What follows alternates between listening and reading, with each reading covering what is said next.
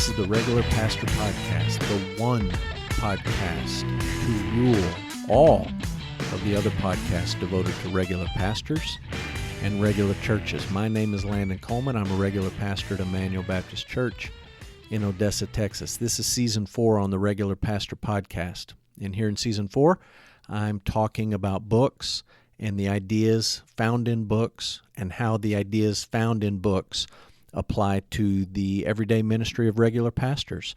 Today I want to talk about a remarkable book titled Liberating Ministry from the Success Syndrome. It's written by Kent and Barbara Hughes, published by Crossway.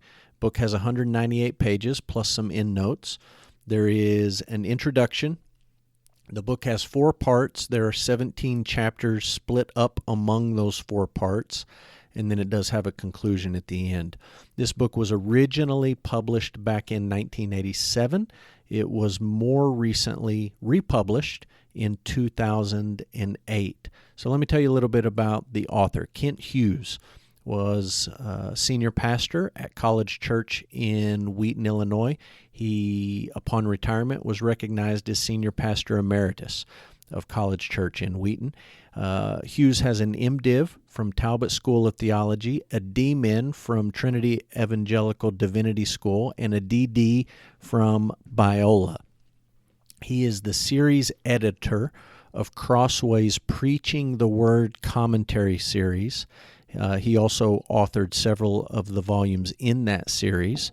He wrote this book with his wife, Barbara, and together they also have some other projects that are worth checking out. Those projects include Disciplines of a Godly Family, Disciplines of a Godly Man, Disciplines of a Godly Woman, and all deal with spiritual disciplines in the life of husbands and dads, wives and moms, as well as families. So those books are certainly worthy of your consideration, but today I'm going to talk about Liberating Ministry from the Success Syndrome. This book is all about trying to think through how do we define success in pastoral ministry.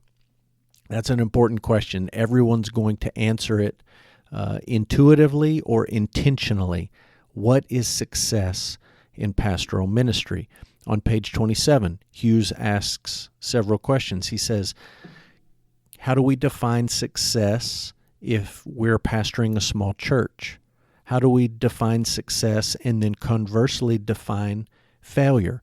What is success in pastoral ministry? In the book, Hughes talks about some personal experience. He talks about early in his ministry, he unwittingly, unknowingly, unintentionally accepted a worldly definition of success. And that definition of success was essentially numerical, people and money.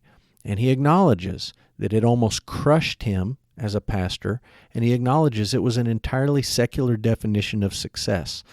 Rather than viewing success in ministry the way the world views success, Hughes is calling us to define success in pastoral ministry in terms of faithfulness to what God has called you to do and who God has called you to be. And when you define success in these terms, not only does success take on a biblical framework, but it also becomes obtainable regardless of the specific outcomes in your ministry or the size of your church or the length of your reach as an author or a blogger or a podcaster. So, several important ideas from the book.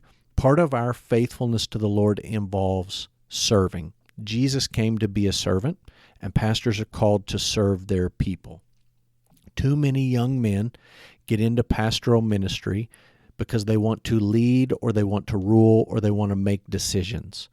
All of those things have a role in pastoral ministry, but the actual call is to serve. You serve your people through preaching, you serve your people through administering, you serve your people through counseling. So, number one, our faithfulness involves serving. Another important idea from the book is that our faithfulness involves loving people. Yes, we've got to love the people that God has put into our church, even if they're not the people that we would have preferred to be in our church. We must love our congregations. But not only do we have to love our people, first and foremost, we have to love God. Too many people, too many men get into pastoral ministry because they love preaching. They love teaching. They love the position or the title of pastor. They love the prestige, if there is any, that comes with pastoral ministry. They don't love God first. They love all the ancillary pieces of pastoral ministry. And this is something you see at the end of the Gospel of John when Peter was reinstated. Peter was called to feed God's flock, to shepherd his people, to care for his lambs. But the first thing Jesus wanted to nail down with Peter was whether or not he loved him. It is possible for pastors to go through the motions of ministry without actually loving God. But if you do that, Hughes rightly points out, it will drain your soul and you won't be able to do it for long. So, faithfulness in ministry, it involves serving, it involves loving, it also involves holiness. And when we talk about holiness, we're not trying to earn our way with God. We're not trying to be good enough for God. We're not trying to say that we don't need grace from God. But we are recognizing the fact that as believers and as pastors, we are called to be holy. We're called to be set apart. Hughes gives a couple of great examples in the life in the ministry, if you want to call it ministry, of Samson, and in the life in the reign of King David. He says this on page 92, quote, "God's will for his people is to be holy. Thus, no one can be regarded as a success who lives contrary to his will." That is a great, great quote. God's will for his people is to be holy. Thus, no one can be regarded as a success who lives contrary to his will. So I think these are helpful ideas in thinking about success in ministry and what does faithfulness actually look like in pastoral ministry. It means we serve our people. It means we love our people, but not as much as we love God. And it means that we are set apart and pursuing holiness. My favorite quote from the book is found on page 108. Hughes says this, quote, "It's not whether we minister to 25 or 2,500 that determines success. Rather, it is what we are doing with the role he has given us." Doesn't matter if your church has 25 or 2,500 or 25,000. What are you doing with what God has entrusted to you, with the gifts and the talents, with the opportunities, with the church, with the platform, with the people? Are you being faithful with what God has entrusted to you? Ministry takeaway for this book is, I think, obvious. Most pastors will start in ancillary staff roles, or they will start in a lead pastor role in a smaller church. Most pastors will serve in these kinds of positions, in these kinds of places, the entirety of their ministry. And unfortunately, the internet has made everyone aware of big churches, all of their programs, all of their activities, all of their production. It's true, big churches are getting bigger and small churches are getting smaller. That's a statistical fact in the United States right now. Despite all of that, the task of pastoral ministry has not changed. The responsibility, the role of a pastor is to be faithful with what God has entrusted to him. Criticism and critique of this book, I have none. I appreciate Hughes being honest about the struggles that he went through earlier in his ministry. I think the things he struggled with are things all pastors struggle with at some point in time. I really appreciate his definition of success, moving away from a worldly definition of success, moving away from a biblically unhinged approach to church growth. I think this is stuff, as Hughes lays out this call to faithfulness, I think it's stuff that most pastors probably know on some level, but I think it's stuff that pastors need to be reminded of regularly. It's so easy in a pragmatic world to slip into a worldly definition of success. And it's so easy to be discouraged in ministry.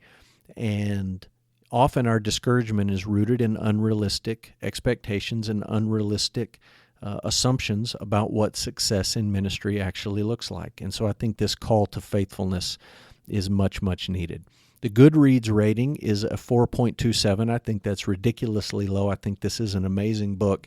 I gave it 5 stars on Goodreads. I think pastors should read this book, probably more than once in their ministry. It's probably the kind of book that I'll go back to and read after a few years and read again after a few years. I think people who have the responsibility of leading within a church, whether that's in a pastoral role, a staff role, a lay elder role, a board member type role, but I think church leaders ought to read this book as they lead the church, help guide the church to think through what real success looks like for their pastor. I also think church members ought to read the book. I think it's easy for church members to get sidetracked and to be taken by a worldly definition of success and big and budgets and buildings and all the rest. And I think it would be good for church members to read this book and be grounded in what the call of pastoral ministry is really all about. It's not success in the eyes of the world, but it's faithfulness before God. Thanks for listening to the Regular Pastor Podcast. Subscribe wherever you're listening for weekly episodes. I appreciate you giving us a positive rating wherever it is that you listen. You can follow Regular Pastor online at regularpastor.com, and you can find me on Goodreads by searching for Landon Coleman. See what I'm reading, see what I think about what I'm reading. If you've got a book recommendation for me you'd like me to talk about on the podcast, I would love to hear it. Landon@emmanuelodessa.com. Until next week, this is the Regular Pastor out.